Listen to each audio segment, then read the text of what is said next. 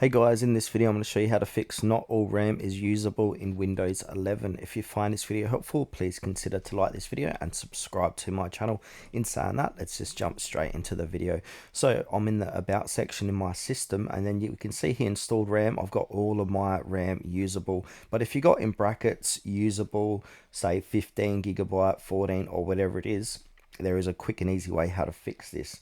Now to do this, we need to get into system configuration. So click on the search, type in system configuration and click into it. Then from there, we need to click onto the boot tab. Then from there, click onto advanced options.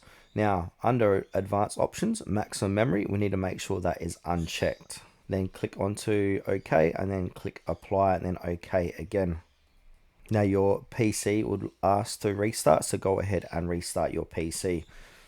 Now, once you've restarted your PC, we need to go and click on the search, type in registry editor, click on yes, then from here, follow along.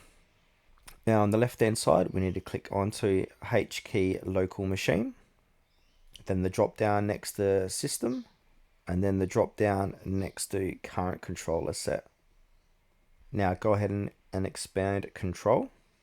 Now we need to find session manager, so scroll down and look for session manager.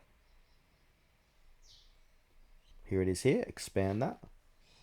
Then look for memory management. Now I'm just going to expand this to make it a bit easier to see, so it's a bit crammed. So yeah, we want to go ahead and click on memory management, and then you're going to see these inside of memory management.